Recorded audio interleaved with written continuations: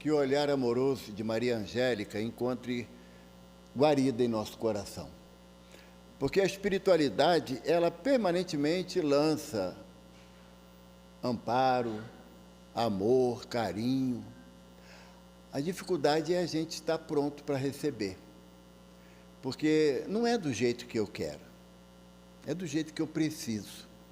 E muitas das vezes a nossa necessidade é tamanha que a gente nem identifica ela.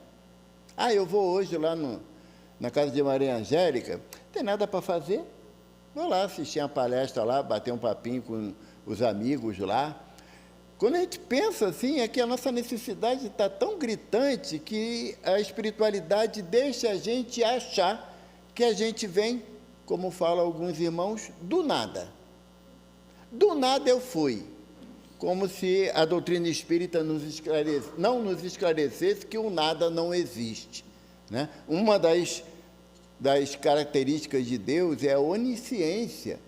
Deus sabe tudo, mais do que a minha mãe. Minha mãe achava que sabia tudo de mim, e eu consegui enganar ela algumas vezes, mas Deus a gente não consegue enganar, não é? Ele sabe tudo realmente. E eu estava lembrando, você estava falando, Ari, no livro dos médiuns, Kardec faz algumas descrições sobre médiuns, capacidade ou qualidade de alguns médiuns. Mas tem uma qualidade de médium que, às vezes, acho que Kardec não sabia que existia.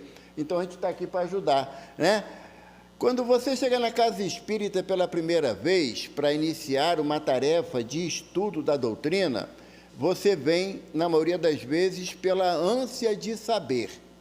Aí, quando você está naquele estudo, ou naquela busca de entendimento, você é convidado pela direção da casa a exercer alguma tarefa, como voluntário, como o Ari falou, e é uma tarefa bastante grata para nós.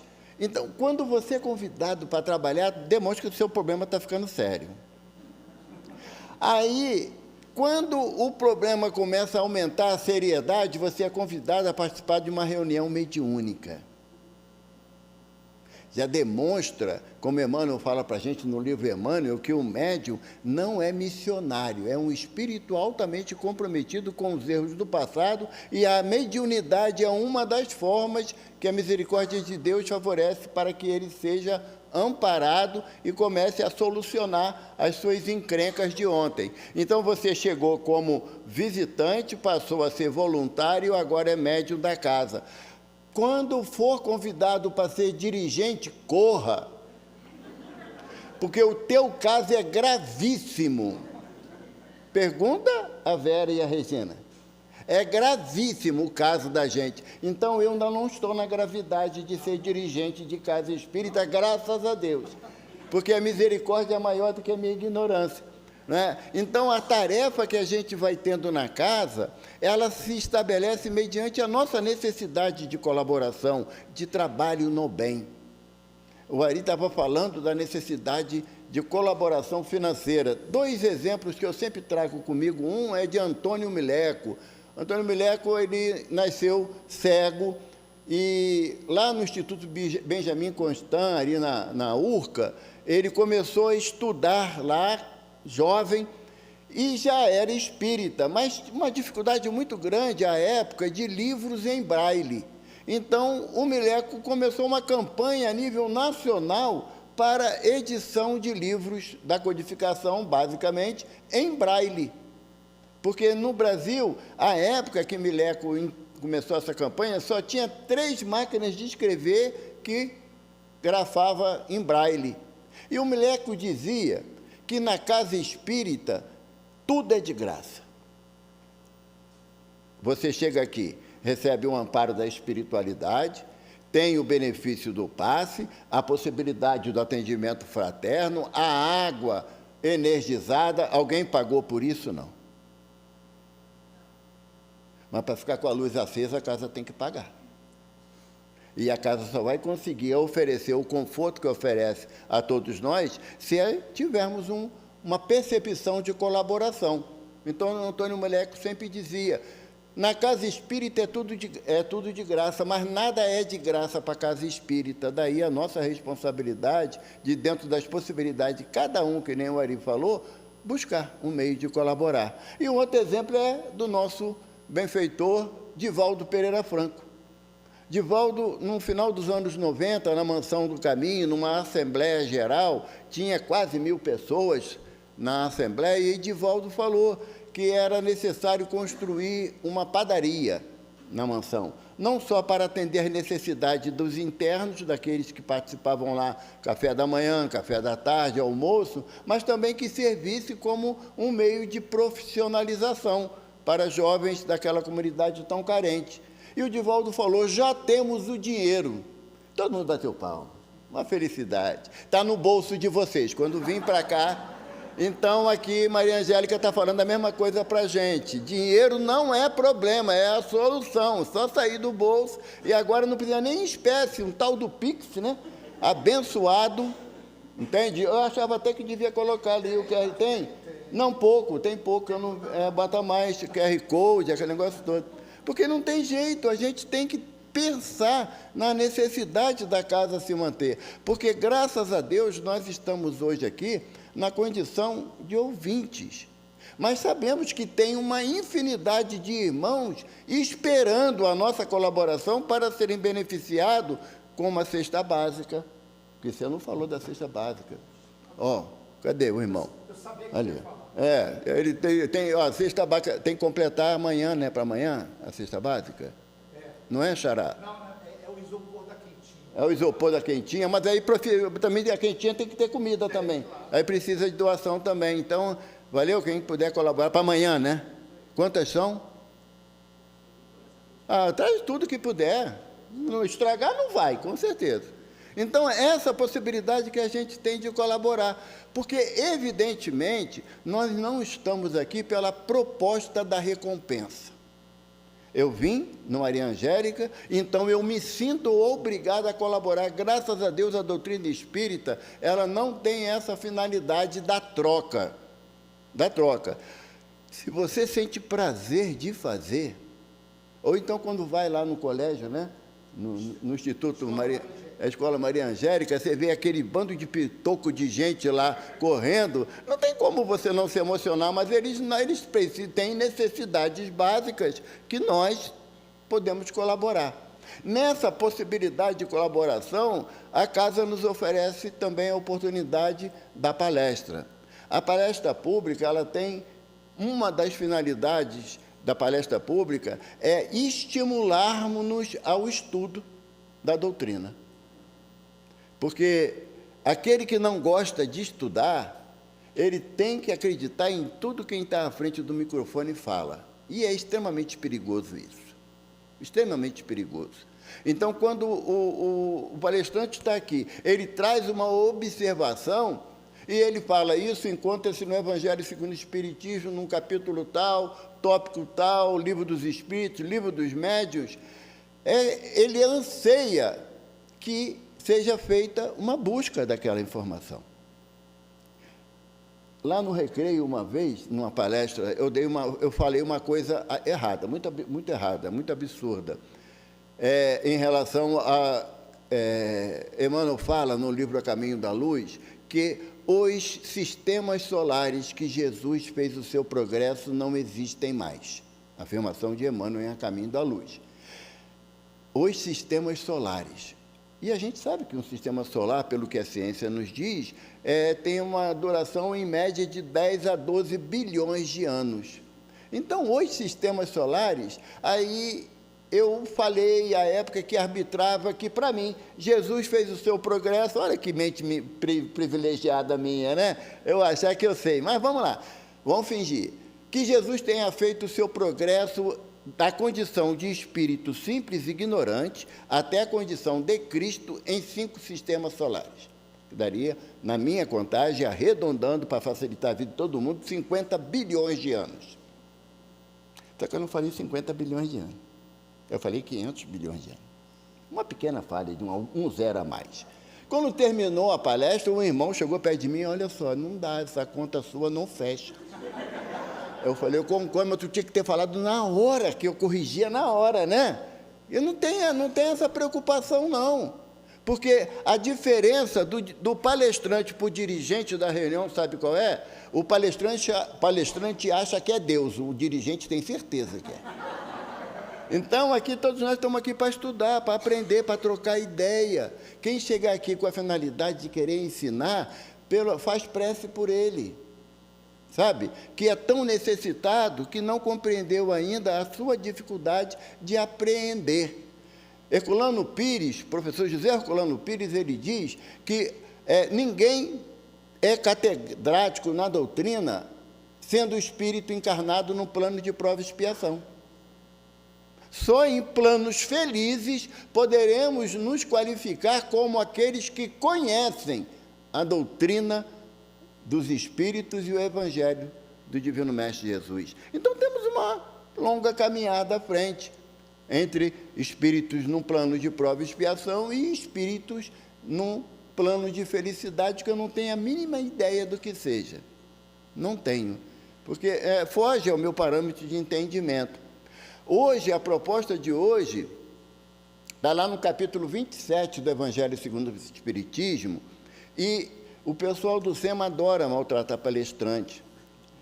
Eu fiz a palestra terça-feira no Livro dos Espíritos, lá no Recreio, eram 11 perguntas do Livro dos Espíritos. Nem que eu fosse Kardec conseguiria. Imagina, Evaldo, não dá, gente. E hoje aqui também não ficou diferente. É Evangelho segundo o Espiritismo, capítulo 27, do item 5 ao 17. Então, janta não tem. Estou avisando, não tem não, né? Janta, não tem janta, mas vocês vão ter que ficar aqui um bom tempo. Fecha o portão, para não correr o risco de ninguém sair correndo, porque a proposta é sobre a eficácia da prece, é um dos primeiros pontos. Qual é? Será que eu tenho que acreditar, eu posso acreditar na minha possibilidade de fazer uma prece? E qual é o sistema de prece que mais agrada a Papai do Céu?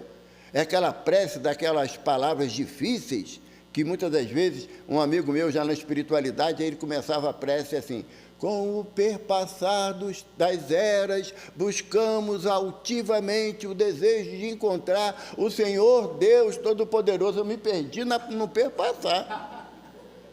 Porque pode até ser bonito, mas não é objetivo, não é prático. A prece, ela tem como finalidade iniciar um processo de ligação entre aquele que realiza a prece e o objetivo da prece. E nessa questão do objetivo da prece, para quem você vai fazer a prece, qual é o objetivo? Creiam, os Espíritos dizem a Kardec que é irrelevante se você quer fazer a prece para Jesus, para Maria Angélica, para Deus ou para o irmão Joaquim que você conheceu ontem. Não tem nenhuma obrigatoriedade de ter uma linha de raciocínio nesse aspecto. Você precisa estar com o seu pensamento organizado e um desejo sincero.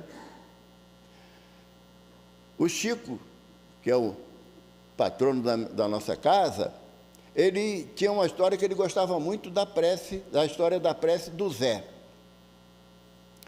Na cidadezinha do interior de Minas, tinha uma fábrica muito grande e uma igreja, claro, que é a matriz da cidade, que isso é característico em muitos cantos do Brasil. E meio-dia, naquela época a igreja ficava aberta. Hoje não pode mais, mas naquela época ficava. E quando dava meio-dia, apitava lá a fábrica, o horário do almoço, vinha um irmão lá, com muita simplicidade no vestir, ele entrava na igreja, chegava em frente ao altar, tirava o chapéu, balbuciava alguma coisa e voltava e ia embora. E o padre notou que aquilo era religioso. Todo dia, meio-dia, ele falava. E o padre pediu o coroinha para ficar de olho, para saber o que ele falava. E o coroinha chegou e falou: ó, padre, ele chegando no altar lá, fala, tira o chapéu, fala: oi, Jesus, eu sou o Zé, vim te visitar. E ia embora. E isso, dia após dia, o padre acostumou-se com aquela presença, mas num certo momento não teve mais a presença do Zé. O padre, sabendo que ele trabalhava na fábrica, foi lá. E chegou lá, pergunta um, pergunta outra. Ah, não, é o Zé, ele é dos serviços gerais, Zé está doente. Ah, está doente, está internado na outra cidade, aqui não tem hospital, né, padre? Aí o padre, então eu vou lá.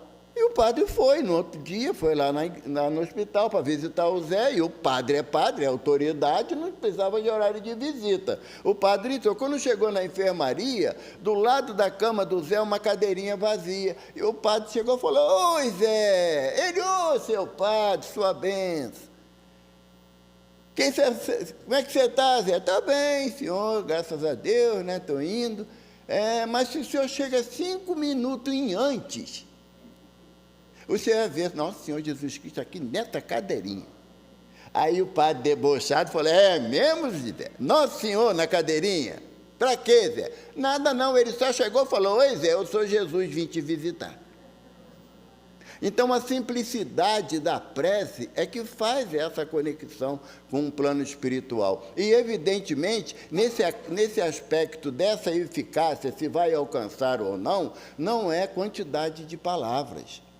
Não são qualidades das palavras que vão te trazer essa percepção de acalmar o coração. Eu não sei vocês, mas quando você está muito angustiado, que você tira um tempo para fazer uma prece, se tiver com vergonha de chorar, vai para dentro do banheiro, sabe? E você faz aquela prece sentida, e você como que sente um roçar de asas ao teu lado, como se fosse um anjo, a te recolher ali o teu lamento, a tua dor, e levar para a espiritualidade superior. Então, se eu falar assim, ou como algumas pessoas, Kardec faz essa observação: mas se Deus é onisciente, eu não preciso pedir nada, porque Deus sabe tudo.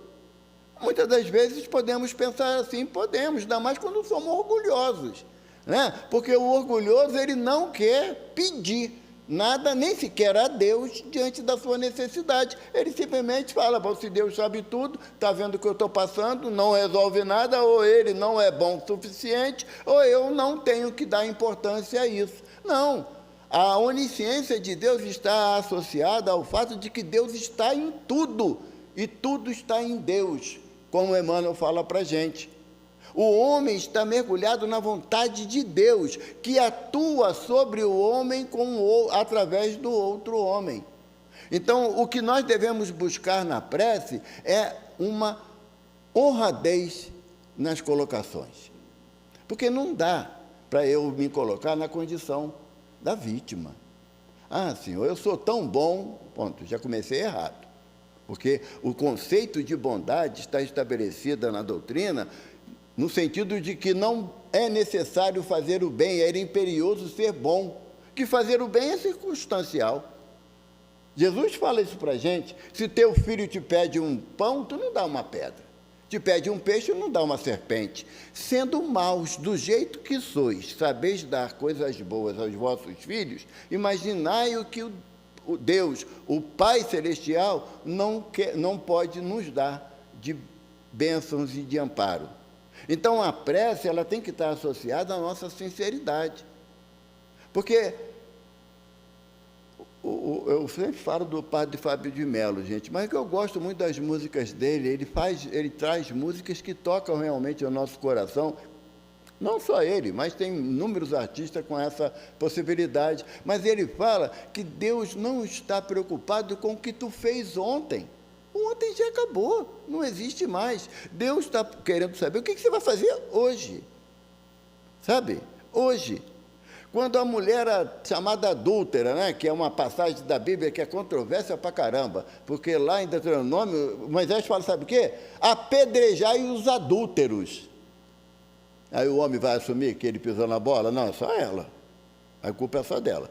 E quando ela chega diante de Jesus, que Jesus dá a lição, né, do não julgar, aquele que tiver sem pecado atire a primeira pedra, e todos foram embora, Jesus pergunta a ela: onde teus acusadores? Foram-se, Senhor. Ele falou: também não te acuso. Vá e não peque mais. Jesus não está preocupado com o que ela fez ontem. Jesus está orientando ela que, caso ela tenha errado nas suas avaliações, ela não cometa mais o mesmo erro. Então, a prece tem a mesma finalidade. Jesus traz para nós a figura do fariseu e do publicano. Jesus na parábola ele diz que o fariseu chegou diante do altar do templo: Senhor Todo-Poderoso, Deus de Israel, Senhor dos exércitos, eu jejuo 3 vezes por semana, dou o dízimo de tudo que eu colho nas minhas plantações, eu ajudo as viúvas e os órfãos, não sou pecador como esse que está aqui do meu lado, não é você não, que era o publicano. O publicano, de cabeça baixa, falou: Senhor, sou pecador, sê propício a mim. Jesus diz que o fariseu foi para casa, não foi justificado na sua prece, mas o publicano foi justificado. Porque na hora da prece, gente, não dá para ser arrogante. Não dá. Senhor Deus, você tem que me dar isso. Não dá para ser. Já passamos dessa fase, dessa percepção indevida. Mas nós estamos caminhando dentro de um entendimento que a minha proposta, na minha prece, ela tem que se coadunar com o meu pensamento de mudança. A proposta da prece é entender as minhas dificuldades e o quanto eu me proponho a trabalhar pela mudança dela. Porque síndrome de Gabriela não leva a lugar nenhum. Nasci assim, cresci assim, vou desencarnar assim, voltar para o umbral assim. Não dá. A proposta da prece é você reconhecer os pontos aonde você deixa a desejar, nós deixamos a desejar, e o propósito sincero de modificar. Porque todas as vezes que eu me acho no direito de exigir algo da espiritualidade, eu já passei atropelando a questão da humildade. Porque será que tudo que eu pedi à espiritualidade é realmente bom para mim, como espírito imortal? A gente sabe que eu vou morrer. Eu falo assim sem avisar, né? Desculpa, gente, mas eu vou falar, todo mundo vai morrer. Não, o problema da gente vai ser desencarnar, que é abrir mão das coisas materiais que nós temos. O pronome possessivo meu, ele é quase que diariamente, rotineiramente, iniciado no aspecto de ideia de posse. Então, morrer nós vamos. É a única certeza. O Kardec pergunta aos espíritos, né? O homem está direcionado a um destino? Aí os espíritos falam, em relação à vida material, é um nascer e morrer. A partir do momento que você reencarnou, você vai ter que morrer, ponto. E em relação à vida espiritual, é fé no futuro. Se eu tiver fé no futuro, as minhas preces serão direcionadas para que a minha fé seja exercida. E fé não tem nada a ver com crença, tá? Fé vem de confiança, de fidelis, de fidelidade, ou seja, eu sou fiel a Deus na mesma proporção que Deus é fiel a mim. Emmanuel fala para a gente, lá no livro Caminho, Verdade e Vida, que a fidelidade de Deus é saber que nós seremos espírito puro. E a minha fidelidade a Deus é lutar para que isso aconteça. Então, fé é o conceito em relação ao objetivo a ser alcançado, e não do imediatismo que eu tenho fé, que Deus vai me arrumar um emprego onde eu posso comprar um avião. Não, isso não é fé, isso é olho grande, é outra coisa. O caminho de nós exercermos a prece, nesse momento de colóquio íntimo entre nós e a espiritualidade, porque não dá para nós entendermos que a figura do Zé é uma constante, não dá. Nós temos os nossos benfeitores, nossos amigos espirituais, que anseiam pela nossa proposta de interligar nossos pensamentos com um deles. Não vai acontecer passe de mágica, não vai. Mas irá proporcionar que a nossa percepção, a nossa audição espiritual comece a ser exercida.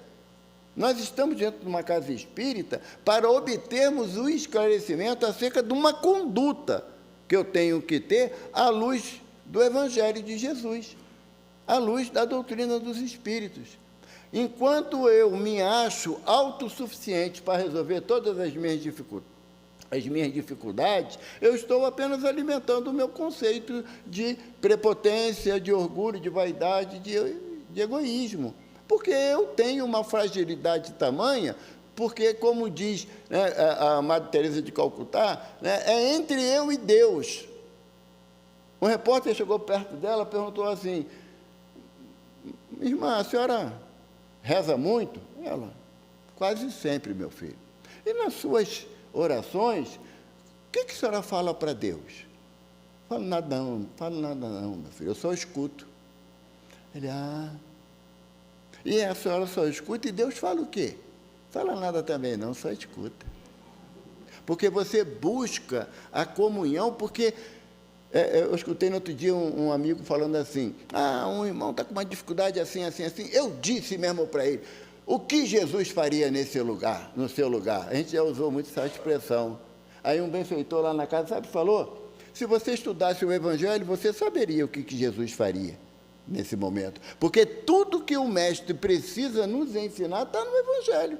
A dificuldade minha é ainda, olha o termo que eu vou usar, perder tempo de ler o Evangelho.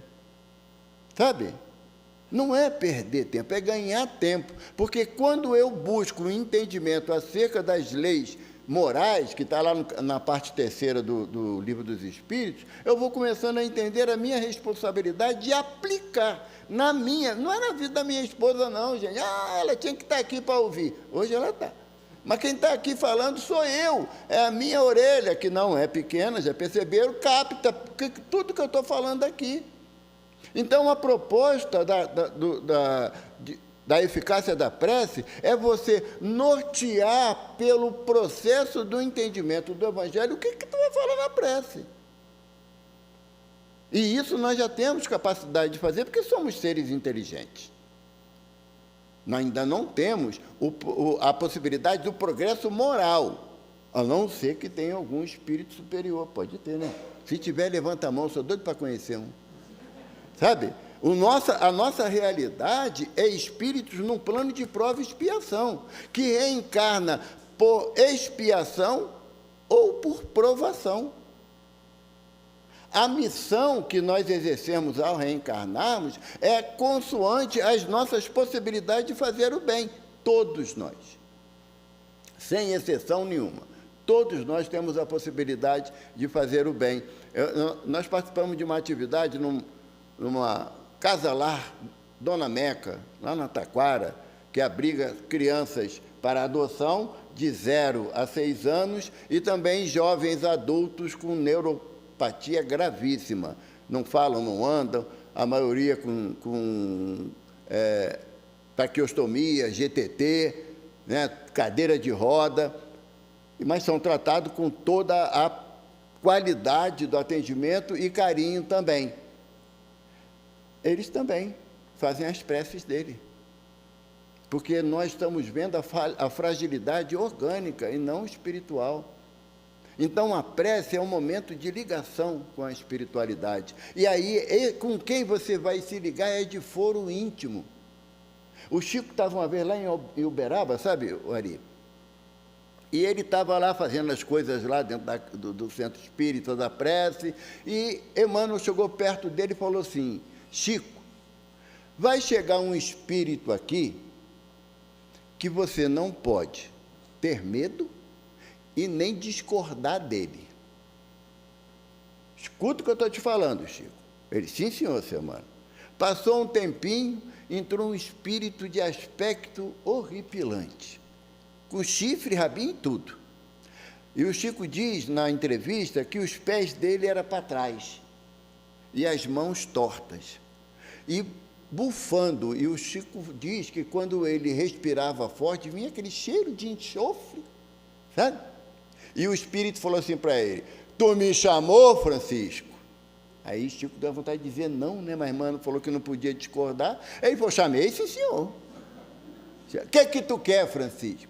Que o senhor busque aquelas autoridades espirituais que o senhor respeita para me ajudar, porque eu estou necessitado.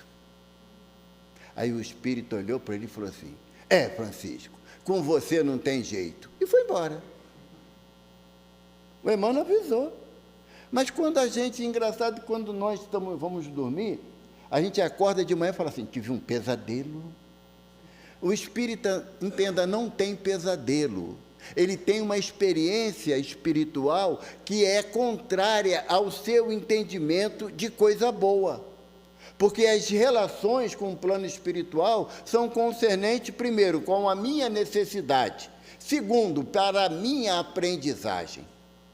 Se eu tenho um momento durante o sono físico, uma situação de confronto com entidades que às vezes a gente fica com medo delas, a prece sempre vai ser o caminho pelo qual eu me reforço intimamente para que eu possa enfrentar a situação. Tem um ditado popular que fala que se ficar o bicho come, se correr o bicho pega, mas se orar ele vai embora, ele foge. Então, a prece tem a finalidade de renovar as minhas energias, a minha confiança em Deus, para enfrentar as dificuldades da vida física, que são variadas.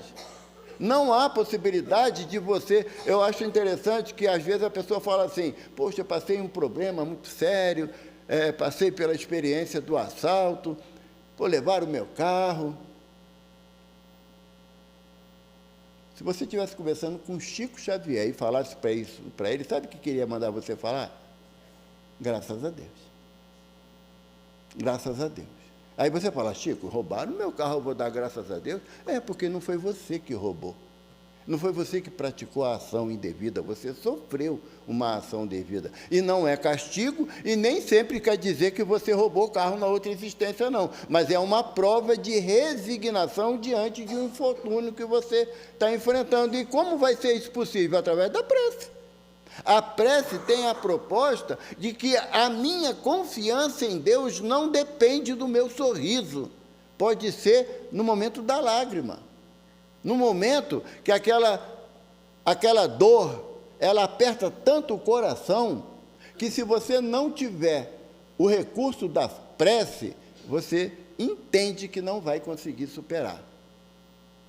Então, por isso que o senhor Allan Kardec coloca aqui a questão da eficácia da prece. A eficácia da prece está associada invariavelmente a duas circunstâncias, obediência e resignação.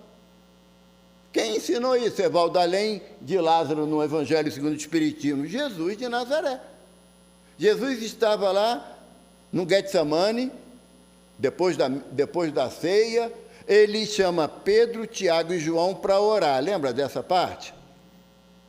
Jesus fala, vem orar comigo. Parecia até prece longa, né? Porque aí o que aconteceu com os três? Dormiram. Aí Jesus fala, nem uma hora pudestes velar comigo? Dormiram? Aí os três, com vergonha, sentaram, meio acabrunhados, Jesus voltou para orar. Aí o mestre fala assim, Pai, se possível, afasta de mim esse cálice. O que Jesus está ensinando? Diante de uma provação que você considera ser muito dura, e é uma avaliação íntima, tá? Ninguém pode avaliar por você se ela é fácil ou difícil de enfrentar, é individual. Jesus fala, nos dá o direito de pedir a Deus que adie aquela prova, para que em um outro momento eu esteja mais fortalecido. Mas aí Jesus adora complicar a vida dos cristãos que estão começando a caminhada. Ele fala assim, mas para isso eu vim. Quem aqui acha que é um injustiçado da lei de Deus porque reencarnou no Brasil, queria reencarnar em Londres? Queria ter como pai, papai e mamãe o Jorge lá, oitavo, né? Jorge oitavo. Não, o atual. É alguma coisa lá. O Henrique oitavo não era bom, não. Era furada. Devia ser amigo nosso. Sabe?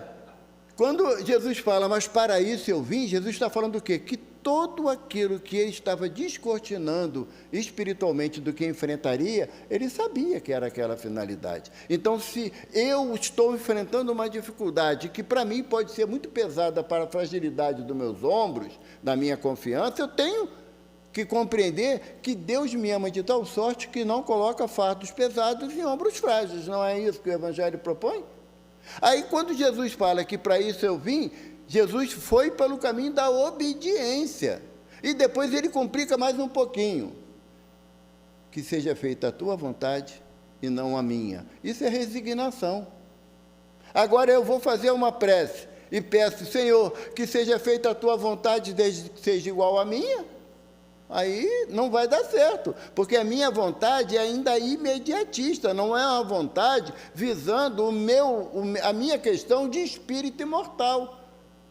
As vicissitudes que eu passo hoje na minha vida física, em qualquer âmbito, eu gosto de lembrar disso. Chico diz para a gente que não existe um dorsímetro, um aparelho para medir dor, cada um tem a sua, e experimenta a sua dor de acordo com o seu entendimento. Qual é a função do espírita, nesse caso, com esse irmão? Abraçar, acolher e consolar, ou afinal não somos uma doutrina consoladora?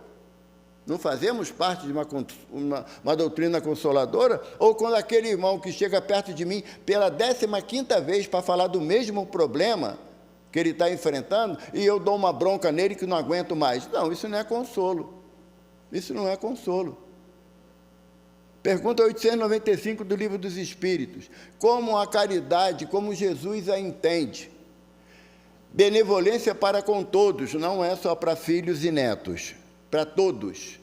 Indulgência para os erros do semelhante, não é só para aquela pessoa que eu amo de paixão e compreendo que ela estava um pouquinho aborrecida, não, é para todos. É para aquele vizinho que bota a música alta quando você quer fazer o culto no lar, sabe? E aí você esquece de botar o nome do vizinho no culto, e você só quer reclamar dele. Mas a proposta é você lembrar dele na prece, na oração, pedindo o apoio da espiritualidade para isso. A prece, eu sabia que não ia dar tempo. Mas, fazer o quê? Não, já está com a plaquinha na mão. Já está. O Marcelo veio aqui me avisar, vou levantar a placa para... Ah lá!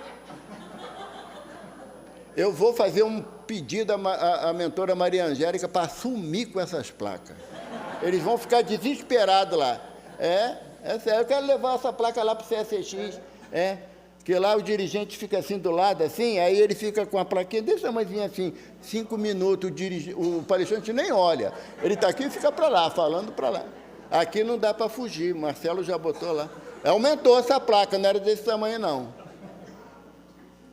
Mas, quando a gente trata de prece, a gente tem uma ordem, uma orientação de como vamos fazer a nossa prece. Gente, eu tinha essa folha toda para falar, eu falei só da primeira aqui. Aí eu pulei para a última para me convencer que eu fiz tudo, tá bom? E vocês concordam. Lá eu estava falando no Livro dos Espíritos, lá na questão 659, que é da terceira parte, que trata das leis morais, e aqui é a lei de adoração. E Kardec pergunta assim aos benfeitores, qual o caráter geral da prece? A prece é um ato de adoração.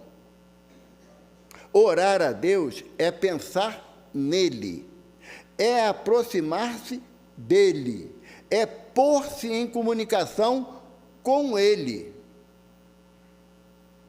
Há 3 coisas podemos propor-nos por meio da prece. Os Espíritos colocam assim, propor-nos. Eles também se incluem nessa orientação.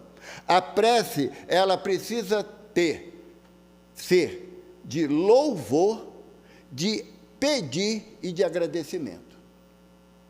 Porque se você não sabe louvar a Deus na hora da tua prece, você não sabe também agradecer. E se você não sabe agradecer, não sabe pedir. E quem não sabe louvar, agradecer nem pedir, não sabe receber. Porque não está preparado para que a vontade do Senhor Deus se faça sobre nós. E não existe prece forte e prece fraca.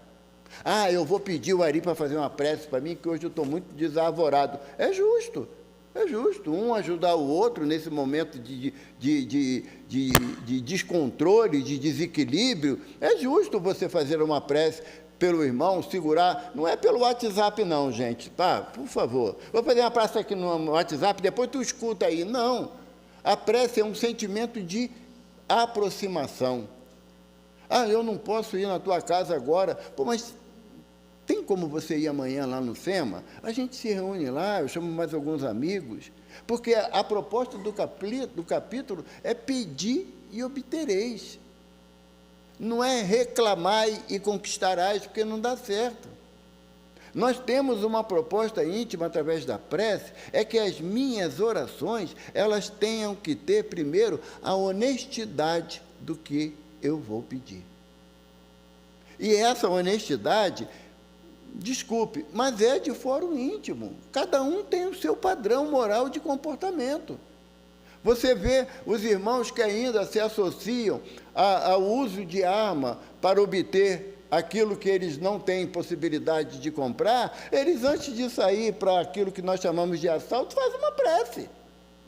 Procura no YouTube, tem. Eu já achei isso. Eles se unem, todo mundo com um fuzilzinho trancado lá, pedindo a Deus que Ele favoreça eles ter ganhos formidáveis na ação que eles vão realizar. Então, prece todo mundo faz. Mas não há meios de você fazer uma prece com o intuito de prejudicar ninguém. Isso é invocação, é chamar as forças inferiores que ainda nos rodeiam para se associar ao meu propósito de egoísmo. Por isso que os Espíritos falam que a prece tem o sentido de louvar, agradecer e pedir. Como que você vai louvar a Deus que prejudique o teu semelhante porque ele não fez do jeito que você queria? A prece é um bate-papo no privado com Deus. Os discípulos perguntam ao mestre: mestre, aonde devemos orar ao Pai? No templo, nas sinagogas ou nos campos? E Jesus, maravilhosamente, ele fala: quando tiveres que orar ao Pai, recolha-te ao silêncio do teu cômodo, porque o Pai, que tudo vê, lhe dará o necessário para a sua subsistência. E qual é o cômodo mais íntimo que nós temos? Nosso coração. Então, uma prece é um papo do filho necessitado com um pai extremamente amoroso, compassivo e misericordioso. Graças a Deus.